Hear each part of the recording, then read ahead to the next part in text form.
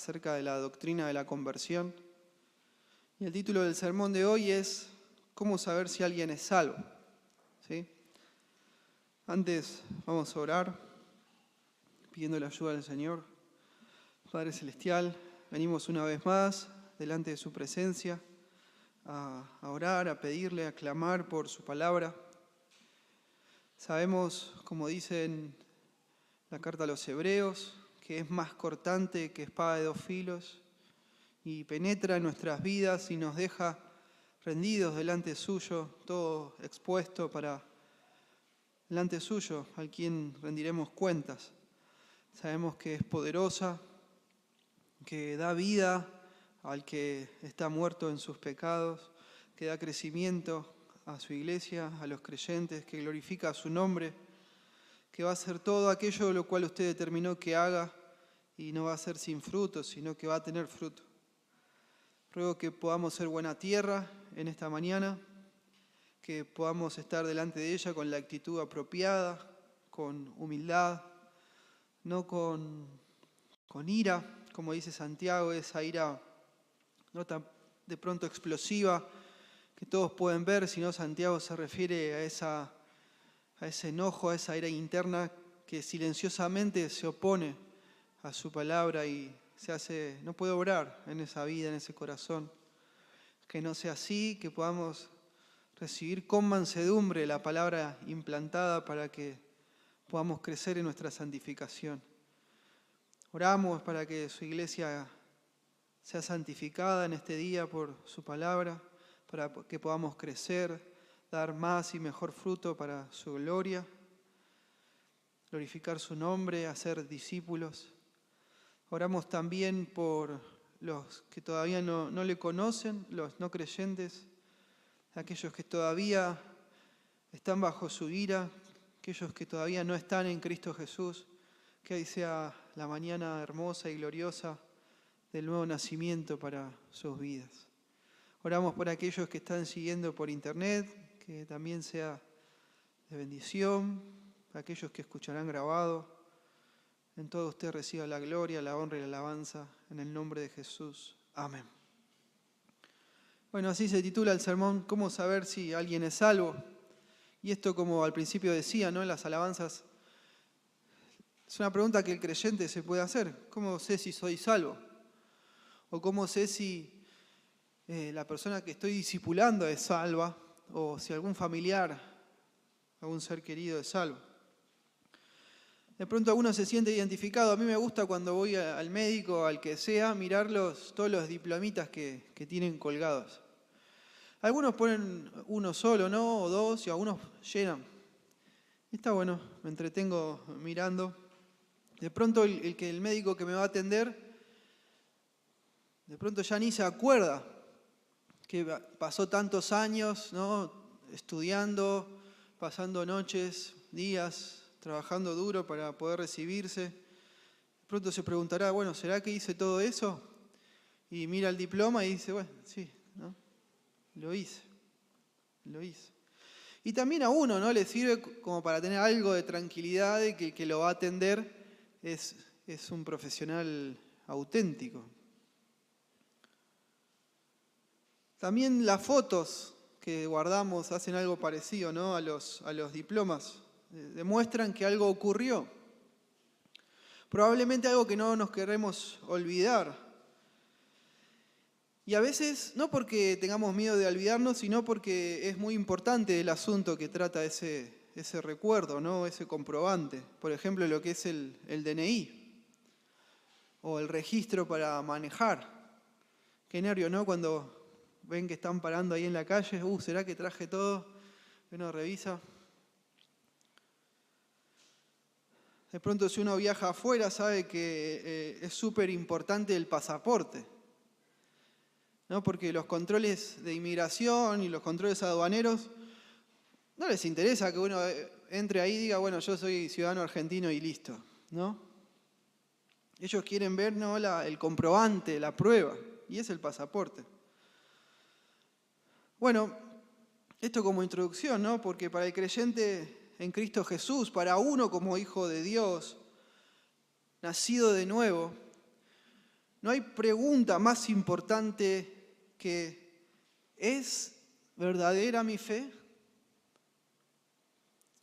No hay pregunta más importante porque nuestro destino eterno depende de esa respuesta.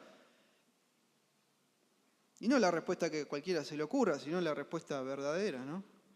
Entonces, ¿dónde puede uno encontrar evidencia sobre eso? ¿Es mi fe verdadera? ¿Dónde puedo encontrar evidencia?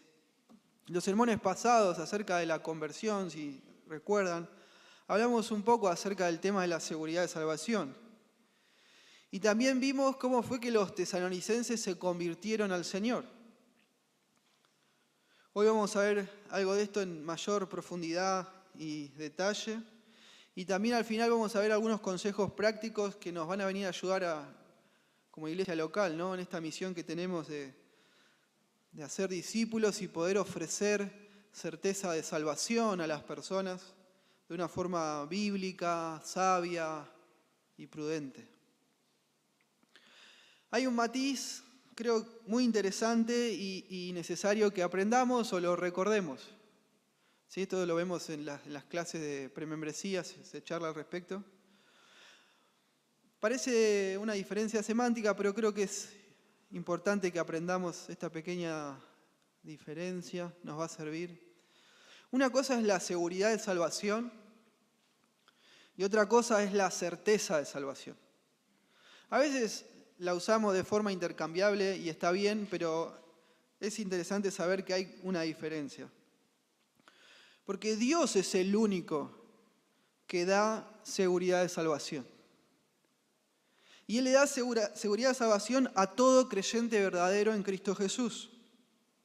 A todo aquel que nació de nuevo por medio del Evangelio de Cristo. Alguien que es verdaderamente salvo tiene seguridad de salvación y solamente Dios la da. Esa persona es eternamente salva y no hay forma que se salga de esa seguridad. La vida eterna que tenemos en Cristo Jesús, ¿cómo es? Eterna, ¿no? Juan 3:16, Él nos da vida eterna. Y si alguien tiene vida eterna y la pierde o se sale de esa vida eterna, bueno, tan eterna no era. Es vida eterna la que Él le da. Dios da salvación eterna, seguridad de salvación a todo aquel que viene a Él por medio de su Hijo Jesucristo. Sabemos que algunos de pronto con malicia, Pablo se enfrenta a algunos en Romanos, algunos de esta gente, ¿no? Que dice que Pablo andaba diciendo, bueno, hagamos males para que nos vengan bienes, y Pablo es muy duro con ellos. Pero otros de pronto no lo hagan con malicia, de pronto no entienden bien, no saben. Dicen algo como esto, ¿no? Bueno, entonces si tengo seguridad de salvación, una vez que Dios me salva, ya está, ¿no? Vivo mi vida como se me antoja, pecando todo lo que yo quiero, total ya tengo seguridad eterna. Usted y yo sabemos que no es así, ¿no? Porque cuando Dios salva de verdad a una persona, no solamente la justifica para siempre, sino que hace también, la transforma, la cambia desde su interior. No solo la justifica para siempre, sino que la transforma para siempre, la regenera. Todo cambia en su interior. Sus gustos, cómo se maneja, sus valores, sus lealtades y una larga lista de etcétera, ¿no? Cambia todo. ¿Amén? Cambia todo. Es un nuevo nacimiento, es completo. Dios en la salvación, hermanos, no cura, como ilustración, ¿no? No cura a un enfermo que estaba todo bien, pero tenía algunas cosas mal. No es así. Dios en la salvación resucita a un muerto, a uno que estaba bien muerto, todo podrido, ya ni los huesitos quedaban. Entonces Dios da salvación eterna a todo aquel que viene por medio del Evangelio de Cristo Jesús. Así, la Biblia es muy clara en este aspecto. Romanos 8, 35 al 39, vamos a leer. Dice, ¿quién nos separará del amor de Cristo? ¿Tribulación o angustia, o persecución, o hambre, o desnudez, o peligro, o espada? Como está escrito, por causa de ti somos muertos todo el tiempo, somos contados como ovejas de matadero. ¿Qué nos va a separar? Incluso ni la muerte, acá está diciendo Pablo, no. Fíjese, versículo 37. Ni la persecución, ni la muerte que viene por la persecución. Antes, en todas estas cosas somos más que vencedores por medio de aquel que nos amó. Por lo cual estoy seguro de que ni la muerte, ni la vida, ni ángeles, ni principados, ni potestades, ni lo presente, ni lo porvenir, ni lo alto, ni lo profundo, ni ninguna otra cosa creada nos podrá separar del amor de Dios, que es en Cristo Jesús, Señor nuestro. Amén. Nada. En síntesis, lo que está enseñando acá Romanos es que ni las personas ni las cosas nos pueden separar de Dios, pueden sacarnos la seguridad de salvación. ¿Usted es una persona? Sí, no, pero, ¿no? Bueno, ni las personas ni las cosas, así que si usted es una persona, no puede, ni usted mismo puede hacerlo, ni usted mismo. Juan capítulo 10,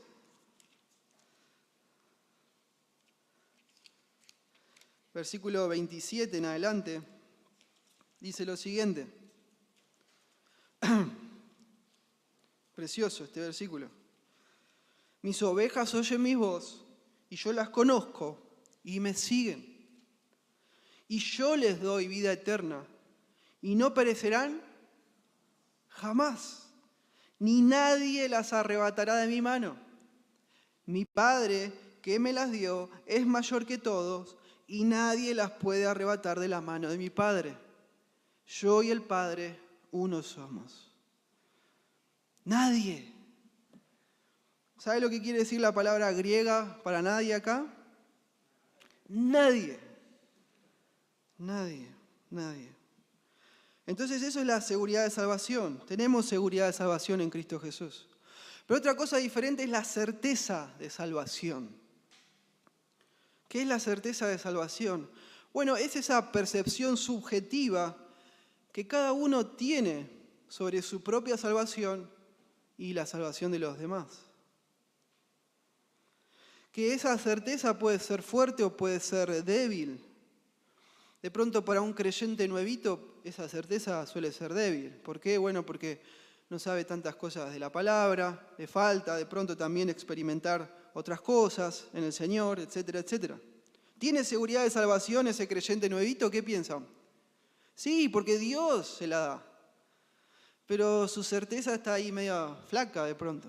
Por ahí no, pero suele ser así.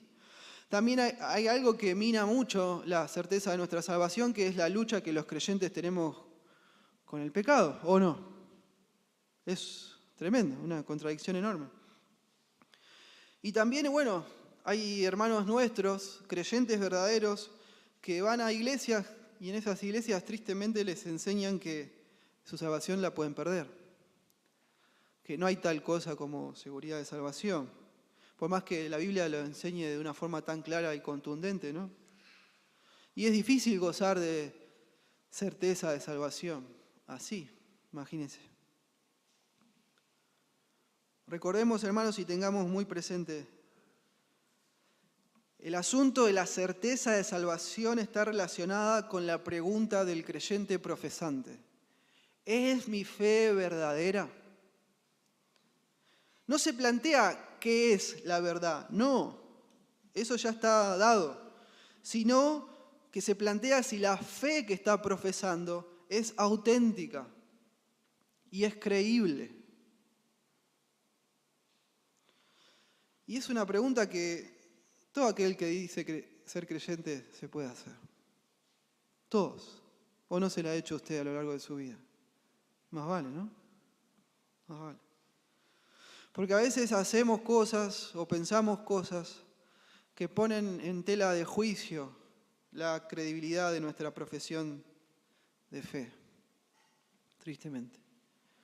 A veces también satisfacemos deseos pecaminosos, A veces nos comportamos como si Dios estuviera enojado con nosotros, a veces hacemos el bien, pero con motivaciones pecaminosas, lo hacemos con orgullo, porque queremos salirnos con la nuestra o porque queremos, no sé, sumar puntitos delante de Dios, etcétera, etcétera. Entonces, con toda esa evidencia, podríamos decir, en contra nuestra, ¿cómo sabemos si somos creyentes verdaderos o si simplemente nos estamos engañando a nosotros mismos? Tremendo, ¿no? Y como decía Cristian al momento de comenzar las alabanzas, nuestro Señor, Dios, no juega a las escondidas. No es así, Él no es alguien oscuro o poco transparente, todo lo contrario. Él quiere verdaderamente que aquel que tiene seguridad de salvación también tenga certeza de salvación. Alguien que tiene seguridad de salvación, es decir, alguien que es salvo, nuestro Señor quiere que tenga esa certeza para que pueda vivir su vida cristiana y seguir creciendo con las motivaciones correctas, no con miedo todo el tiempo. Note, 1 Juan 5:11, y este es el testimonio, que Dios nos ha dado vida eterna y esta vida está en su Hijo. El que tiene al Hijo tiene la vida, el que no tiene al Hijo de Dios no tiene la vida. Estas cosas las he escrito a ustedes que creen en el nombre del Hijo de Dios. ¿Qué dice? ¿Cómo dice? Para que sepan que tienen vida eterna. Amén. Pero al mismo tiempo, nuestro Señor no quiere que nuestro Señor quiere, nuestro Señor quiere que el que no tiene seguridad de salvación, el que no es salvo, tampoco tenga certeza de salvación. Dios no quiere que se engañe a sí mismo. Aferrado a una supuesta seguridad de salvación, a una supuesta certeza que no tiene, que en realidad no tiene. Y eso es espantoso, es el peor escenario, ¿no? Porque sabemos bien, ¿hay algo peor que no ser salvo? Sí. ¿Hay algo peor que todavía no ser un hijo de Dios? Sí, es estar perdido y creer, pensar que es salvo cuando no lo es. Eso es peor todavía. Porque como de pronto uno está vacunado, ¿no? Contra el Evangelio. No, ya estoy. Y nada que ver. Eso es estar autoengañado y no hay nada peor que eso.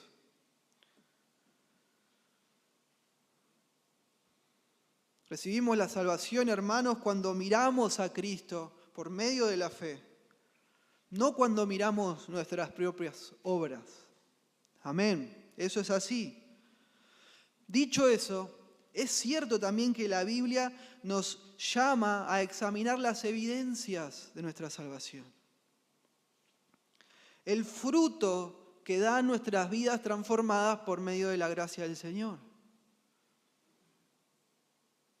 Por el Evangelio. Fíjense ustedes, 2 Corintios 13:5. Precioso este texto. Dice, examínense a ustedes mismos si están en la fe. ¿Ven? Examínense. A ver si hay frutos, si hay evidencia de salvación. Y tristemente, hermanos, a veces las iglesias locales no ayudan con esto que es tan importante. Ponen palos en la rueda con esto en vez de ayudar.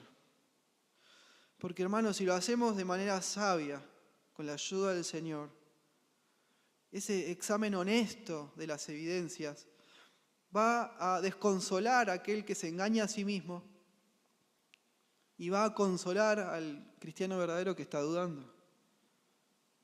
Entonces es necesario hacerlo. Nuestro Señor hoy nos desafía a las dos caras de una misma moneda. Dios nos llama a examinarnos a nosotros mismos y a otorgarnos mutuamente el beneficio de la duda. Entonces, ¿cómo sabe que el creyente es salvo? ¿Cómo sabe? Por todo lo dicho hasta este punto, el tema del sermón es: la doctrina de la conversión nos recuerda que los creyentes debemos evaluar las evidencias antes de ofrecer certeza de salvación a una persona. La doctrina de la conversión nos recuerda que los creyentes debemos evaluar antes las evidencias, antes de ofrecer certeza de salvación a una persona.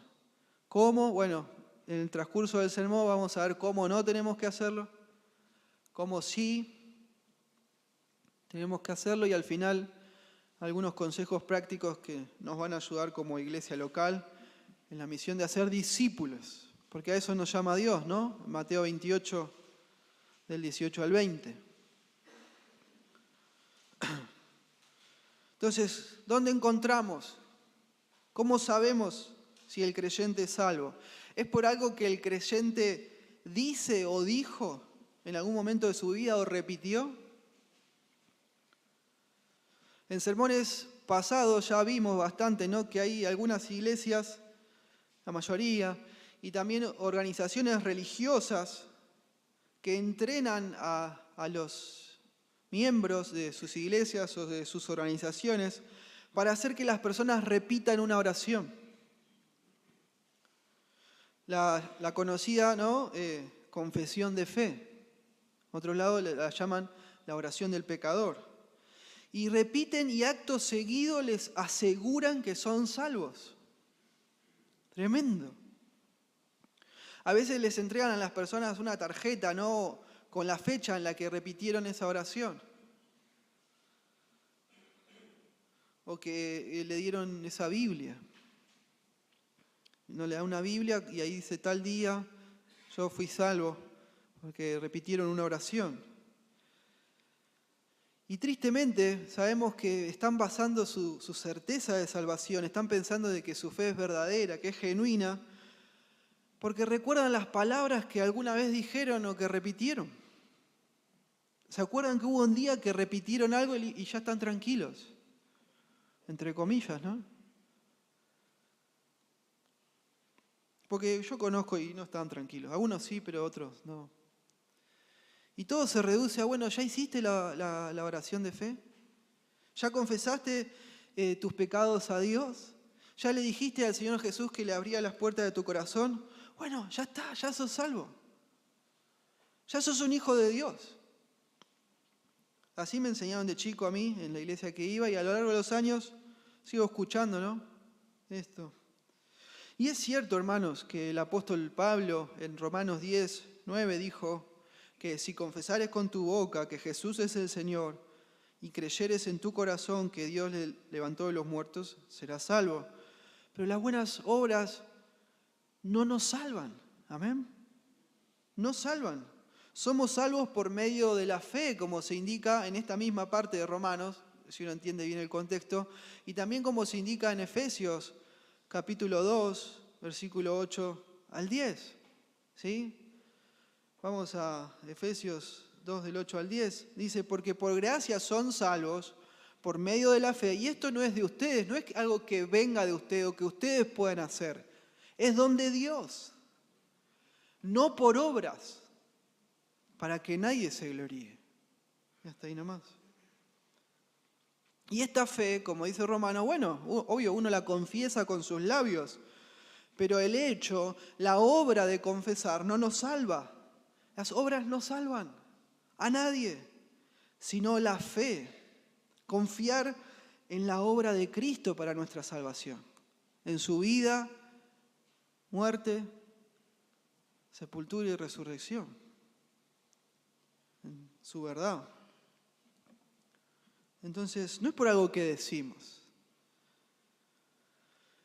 El punto, como vimos en sermones anteriores, repasando la carta a los tesalonicenses, Pablo les dice a los hermanos de Tesalónica que su fe, la fe de ellos, llegó al punto de convertirse en un ejemplo para los creyentes de otros lugares, porque la vida de ellos cambió. Note, 1 de Tesalonicenses 1:7. Dice, de tal manera, ¿qué dice? Que han sido ejemplo. Tremendo. A todos los de Macedonia y de Acaya que han creído, porque partiendo de ustedes ha sido divulgada la palabra del Señor, no solo en Macedonia y Acaya, sino que también en todo lugar su fe en Dios se ha extendido, de modo que nosotros no tenemos necesidad de hablar nada, porque ellos mismos cuentan de nosotros la manera en que nos recibieron. Note, y cómo se convirtieron de los ídolos a Dios para servir al Dios vivo y verdadero y esperar de los cielos a su Hijo, al cual resucitó de los muertos, a Jesús, quien nos libra de la ira venidera. La vida de ellos cambió de forma radical. No pasó a ser una vida perfecta, sin pecado, pero sí una vida distinta, totalmente diferente a la que venían viviendo. Ellos fueron transformados por su fe en Jesucristo. Y esa era la prueba, la evidencia de su salvación. De que esa salvación era auténtica, de que era genuina, el cambio de vida, que todos podían ver. La fe verdadera, hermanos, se compone de 3 cosas. En primer lugar, tenemos que conocer la verdad de Dios, en su palabra y en su evangelio. Ni usted ni yo podemos creer en algo que no conocemos, ¿no es así? Conocer la verdad. En segundo lugar, tenemos que estar de acuerdo con esa verdad. No alcanza solamente saber, que Jesús nació, vivió, murió como sustituto y después resucitó al tercer día. Tenemos que estar de acuerdo con la verdad, con la realidad y no rechazarla. Y en tercer lugar, tenemos que depositar nuestra confianza en Cristo Jesús. Abrazar a Cristo Jesús y todo lo que significa por medio de la fe, de la confianza. No es suficiente saber que las sillas son para sentarse. Tenemos que tener esa confianza de que uno se va a sentar y va a aguantar el peso.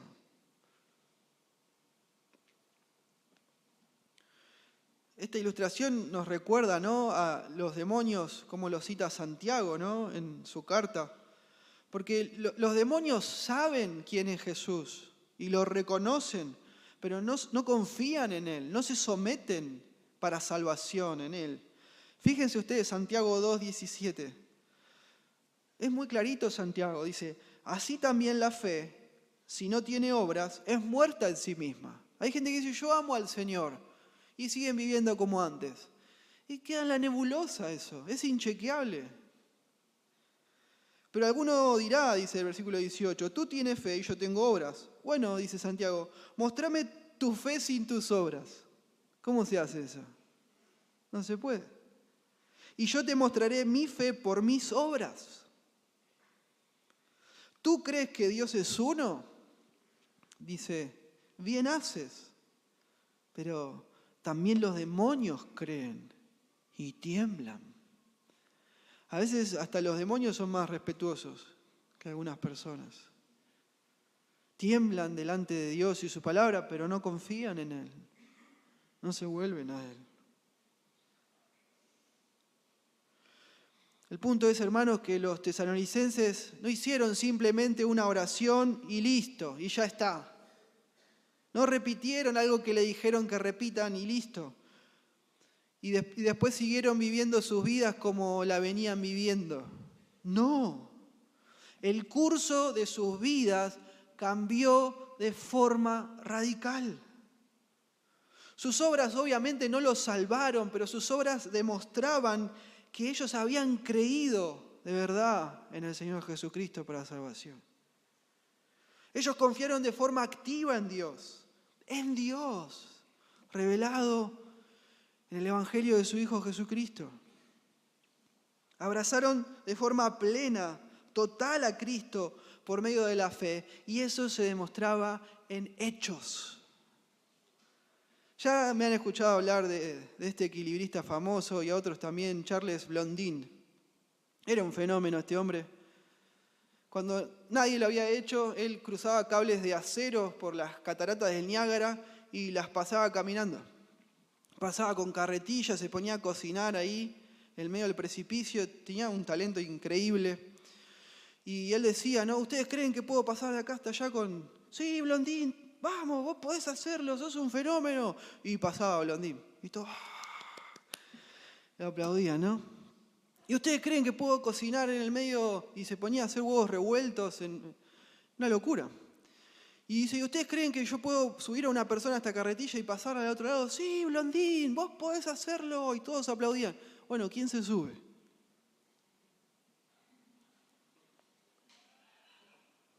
¿Quién se sube? Y hay gente que se animó.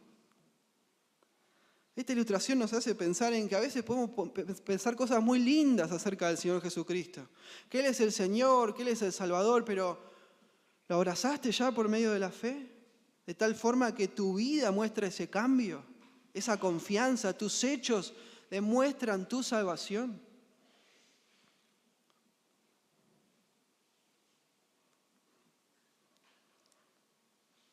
La fe de los tesalonicenses, hermanos, los llevó a convertirse de los ídolos, ¿leímos? ¿A quién?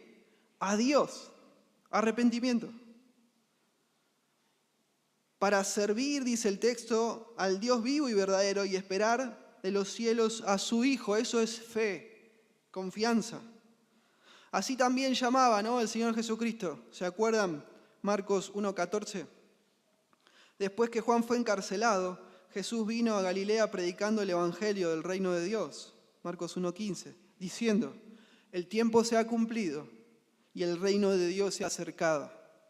Arrepiéntanse y crean en el evangelio. La fe de los tesalonicenses y de todo creyente verdadero es una esperanza viva. No es una fe intelectual. No es asentir de forma intelectual o de forma exterior algunos hechos o verdades de la Biblia. No. No es decir, no es repetir, asentir. No pasa por ahí.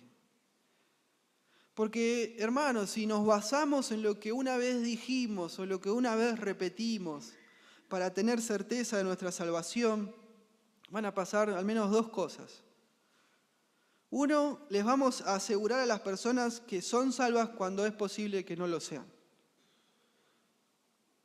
Y dos, vamos a provocar que aquellos que son salvos de pronto nunca encuentren la certeza que están buscando. Porque uno se pregunta, ¿no? ¿Y qué pasa si no repetí bien la oración? ¿O qué pasa si ese día no fui tan sincero como tendría que haber sido? ¿Qué pasa si me dejé llevar, ¿no?, ahí por la emoción del momento, por la insistencia de los predicadores o los sugieres o la persona que me estaba persuadiendo? ¿Qué pasa si me dejé llevar no tanto por lo que yo sentía, sino por la expectativa de los demás? ¿Y qué pasa si? ¿Qué pasa si? ¿Qué pasa? Y no se termina más, es espantoso. En el mejor de los casos uno vive con dudas por muchos años. Y hasta hay algunos que se atreven a decirle que si uno pone en duda ese día, eso que repitió, le está faltando el respeto a Dios. No sé si nadie lo escuchó. Dice, ¿cómo vas a dudar? Te hace sentir mal, ¿no? Ya ni dudar podés. Che, pero no me estoy manejando bien. ¿Pero cómo vas a dudar? Y porque no me estoy manejando bien en la vida, ¿no? Hay un cambio de vida radical. Y de pronto, como uno no está seguro, le sigue pidiendo una y otra vez a Dios, tratando de que todo sea perfecto, entre comillas, para que ahí Dios, ¿no?, con esa esperanza, al fin un día Dios me salve. Es desesperante vivir así. Entonces no es por lo que decimos, no es por lo que dijimos, no es por lo que repetimos. Los creyentes debemos evaluar ¿qué cosa? Las evidencias antes de ofrecer certeza de salvación a una persona. ¿Cómo sabemos? Bueno, no es por algo que una vez se dijo o se repitió. No lo es. Entonces, voy a decir, bueno, entonces ¿dónde?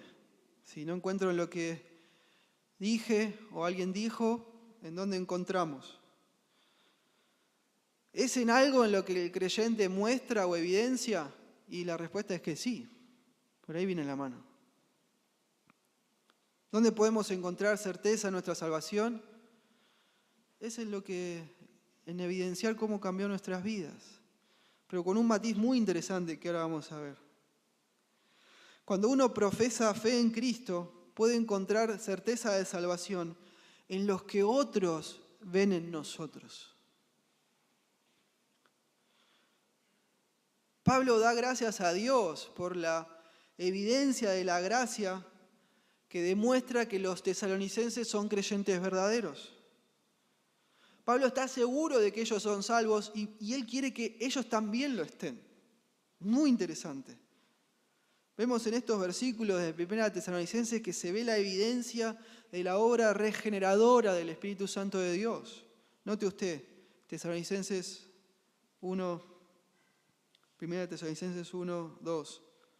Damos siempre gracias a Dios por todos ustedes, obviamente de Dios es la salvación, haciendo memoria de ustedes en nuestras oraciones, acordándonos sin cesar delante de Dios y Padre nuestro de la obra de su fe, del trabajo, de su amor y de su constancia en la esperanza de nuestro Señor Jesucristo. Precioso. Porque conocemos, hermanos amados de Dios, su elección. Pues nuestro evangelio no llegó a ustedes en palabras solamente, sino también en poder, en el Espíritu Santo y plena certidumbre, como saben bien cuáles fuimos entre ustedes por amor de ustedes. Acá vemos que se destaca la fe de ellos, su confianza en el Señor, su esperanza, su amor hacia Dios. También se destaca el Espíritu Santo en sus vidas, la plena certidumbre. Vemos en el versículo 6 que se menciona el gozo del Espíritu Santo. Y obviamente que los que no conocen a Cristo también pueden sentir gozo y amar. Pero acá Pablo le da el matiz, ¿no? Que es diferente. Él habla del parecido que tienen los tesalonicenses con su Padre Celestial ahora. Porque ahora son familia. Ahora nacieron de nuevo y son hijos de Dios. ¿No? Como cuando de pronto yo veo fotos de Ciro, mi hijo. Y ¡wow! ¿Cómo se parece a su papá? Bueno, algunos dicen ahora que se parece más a la mamá, ¿no?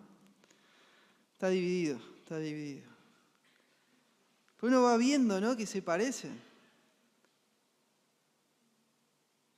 De esa misma manera, hermanos, el amor que tenían hacia Dios, hacia los hermanos, la forma de su fe, de su esperanza, la forma de su gozo, demostraron que nacían de nuevo de Dios.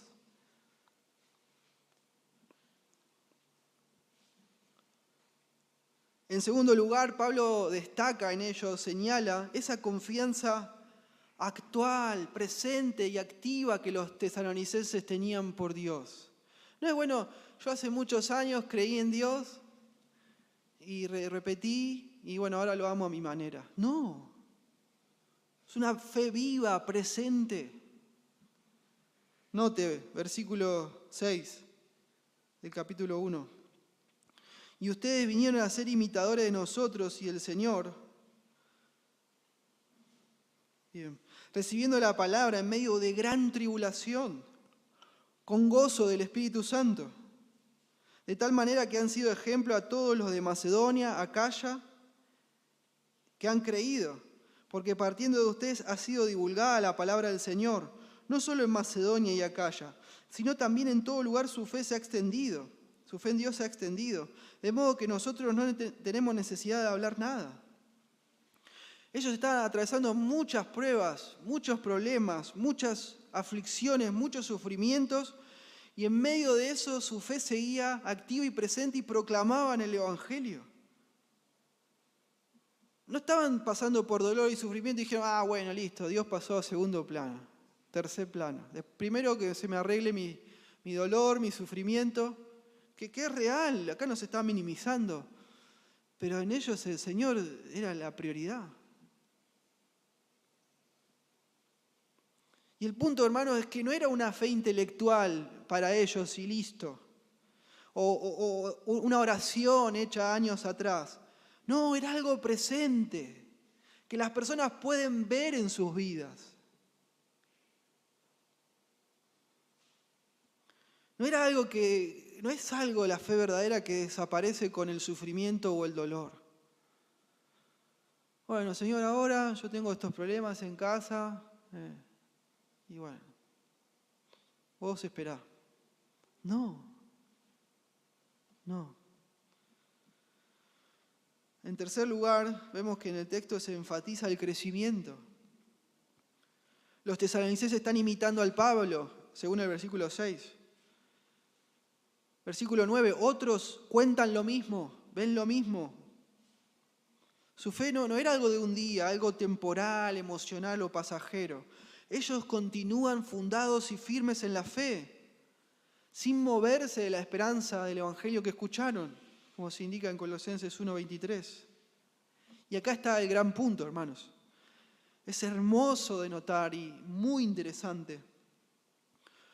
Uno como creyente recibe certeza de salvación a través de la comunidad de los santos, de los creyentes, de los hermanos, de la familia de la fe.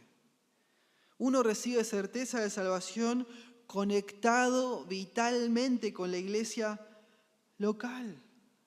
Pablo los ve y se los dice y ellos reciben esa certeza. Y otros, por fuera de Pablo y de ellos, ven lo mismo y cuentan lo mismo. Y así Pablo los anima. ¿Ven?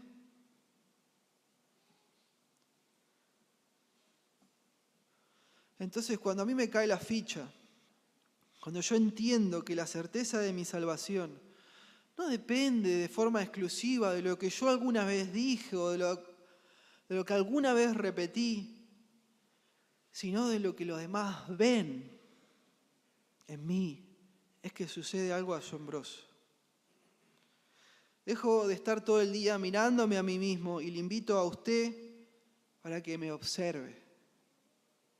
Y a su vez, yo también le observo a usted para ver ese fruto, para ver esas evidencias de salvación.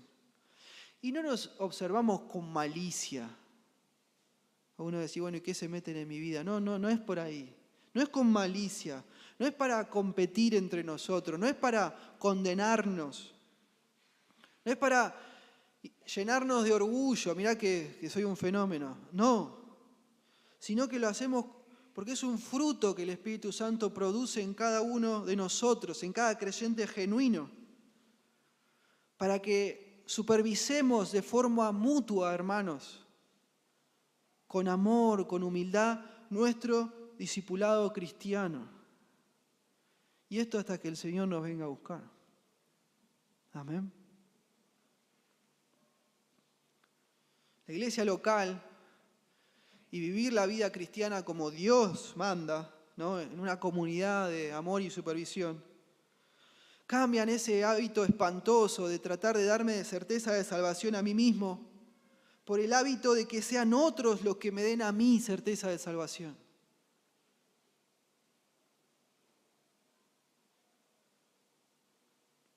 Entonces, la iglesia local es un medio de gracia espectacular, dado por el mismo Señor para animarnos y ayudarnos en nuestra certeza de salvación. No es la iglesia local el lugar donde uno se viene a lucir, ¿no? No es donde uno se llena de orgullo compitiendo, nada que ver. Sino es el lugar donde con amor, con humildad, con gratitud, nos señalamos el uno al otro las evidencias de la obra del Espíritu Santo en nosotros. El fruto, como dice Juan 15:5, ¿no? El fruto de salvación. La iglesia local es la sociedad cooperativa de la fe que nos da certeza de salvación. Los creyentes debemos evaluar las evidencias antes de ofrecer certeza de salvación a una persona. ¿Cómo hacemos? ¿Cómo sabemos? Bueno, mirando el fruto del cambio de vida. Ese cambio que nos vemos y confirmamos mutuamente en el Señor. Amén. Vamos a unas aplicaciones finales para terminar. Ahora vamos a ver 8 consejos, principios prácticos que nos ayudan como iglesia local para evaluar la fe de una persona y ver si una conversión es auténtica o no. En primer lugar, son cosas que estamos practicando, pero sirven para reafirmar y recordar que el proceso para la membresía sea despacio. Sí, que sea despacio. Membresía se puede escribir con la letra C o con la letra S, no es un error de ortografía. Está bien con las dos. Que sea despacio el proceso de membresía. Unirse a la iglesia local, hermanos, no tiene que ser un proceso difícil, complejo, oscuro, poco transparente. Nada que ver. Todo lo contrario. Pero tampoco debería ser posible que uno se haga miembro el primer domingo que visita la iglesia. Porque necesitamos tiempo para conocernos y ver la obra del Espíritu Santo, las evidencias de salvación. Entonces es bueno tener un proceso para acceder a esa membresía.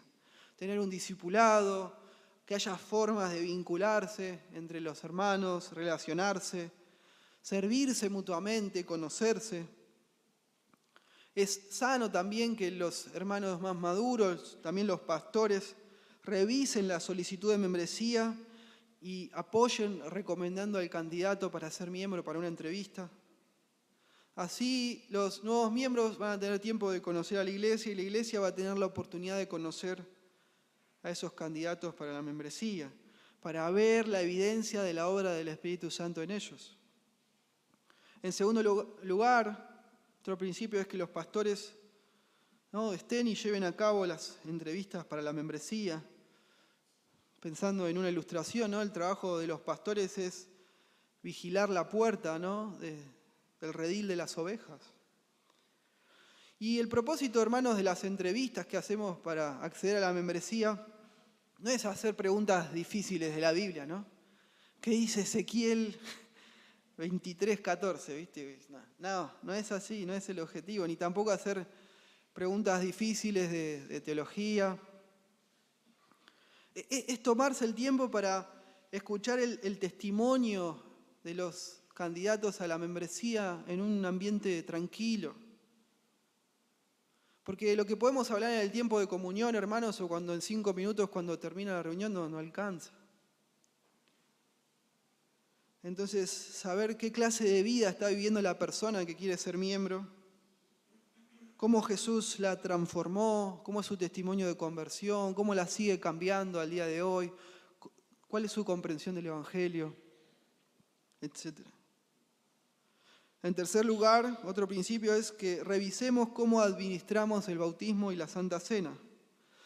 Otra vez, misma idea, mismo concepto. No deberíamos bautizar a la gente sin conocerla, porque es un chapuzón de agua nomás. Y pasar a formar parte de la membresía y bautizarse no deberían ser cosas desconectadas. A veces hay iglesias que una cosa es el bautismo, otra cosa es la membresía. Sigamos como estamos, conectando el bautismo a la membresía. Solo aquellos que han nacido de nuevo, de tal forma que lo aceptamos como miembros, tienen que ser bautizados.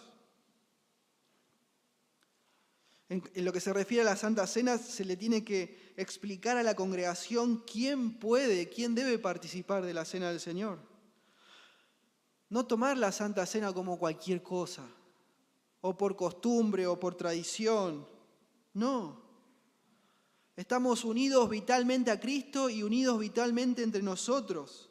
Entonces la tomamos juntos, considerando nuestra unión con Cristo y su iglesia. Y así se confirma que nuestra profesión de fe es verdadera y auténtica, como se indica en 1 Corintios 10:17. Seamos muy cautelosos, hermanos, para ofrecer certeza de salvación a los niños. Porque si lo hacemos de forma así apurada, prematura, sin fundamento, de pronto vamos a estar vacunándolos contra la fe verdadera. Entonces animemos, exhortemos a nuestros niños a confiar en Cristo Jesús, a abrazarlo por medio de la fe, enseñémosle el Evangelio. Y tengamos cuidado cuando algún niño nos dice que se arrepintió y creyó en el Señor Jesús. Obviamente que lo recibimos con mucho gozo, pero tenemos que recordar, tener presente que la evidencia de la fe verdadera es confiar en Dios. Y esa confianza en Él necesita tiempo y oportunidades para hacerse evidente. No existe una edad mínima para bautizar a un niño. En algunos niños las evidencias de su confianza en el Señor se hacen evidentes de forma más rápida que en otros de pronto tarda más tiempo. A veces, si no vemos evidencias en un niño todavía, de pronto uno no las sabe detectar, no es que no haya nacido de nuevo todavía. Por eso es bueno esperar antes de darle certeza de salvación. En quinto lugar, que la membresía sea algo importante, sea un asunto importante.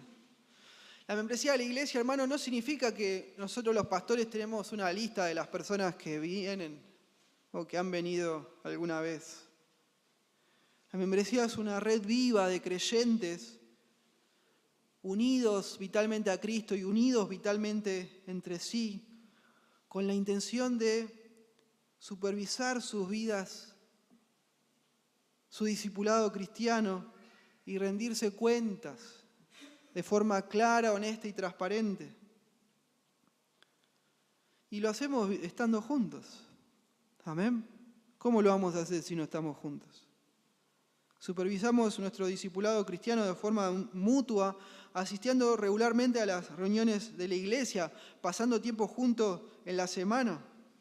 Porque si usted no se reúne regularmente con otros creyentes, no sirve de forma fiel a otros hermanos, no edifica a otros, y ni usted es edificado por otros, ¿cómo va a poder ayudar a los demás a saber si su fe es verdadera? ¿Y cómo van a poder ayudarlos ellos a usted a confirmar la certeza de su salvación? No se puede, hermanos, no somos islas, no somos llaneros solitarios. Estamos unidos vitalmente a Jesucristo y por eso estamos unidos vitalmente a su cuerpo que es la iglesia. Como se indica en 1 Corintios 12:27, dice así: ustedes pues son el cuerpo de Cristo y miembros cada uno en particular. ¿Ven?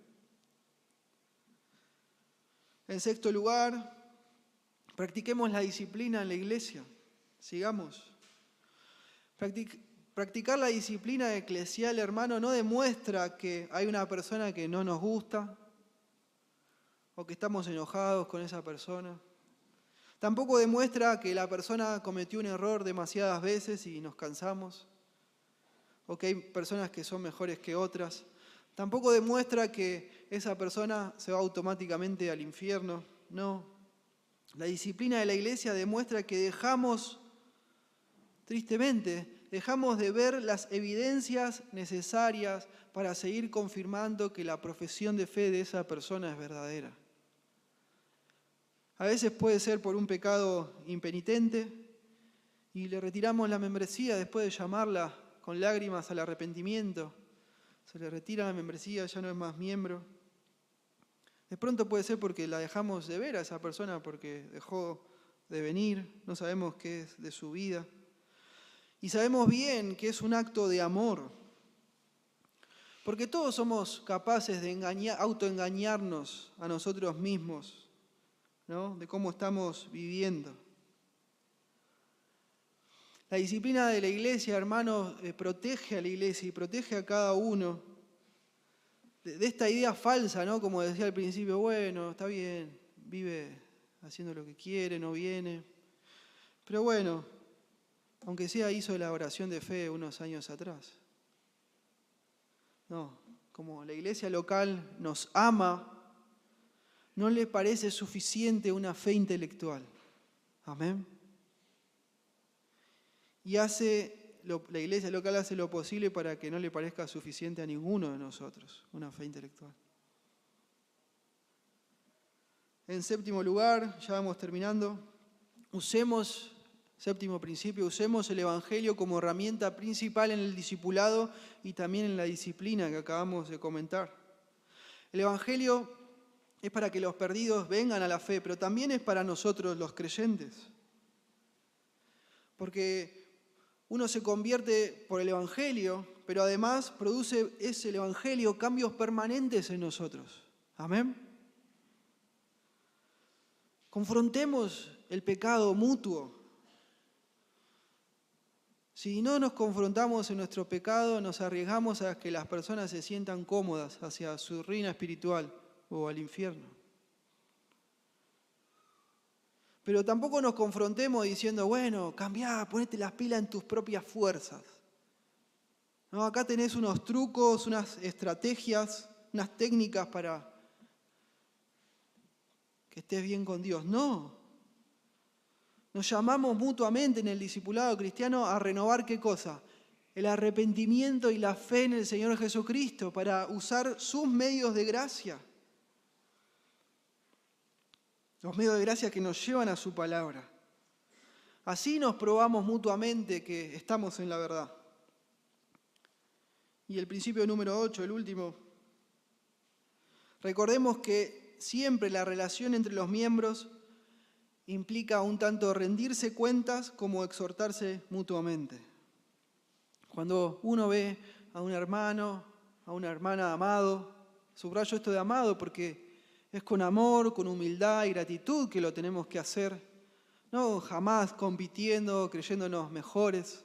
Gálatas es muy claro en esto, si uno ve a un hermano en pecado, vaya y hay que restaurarle ¿cómo?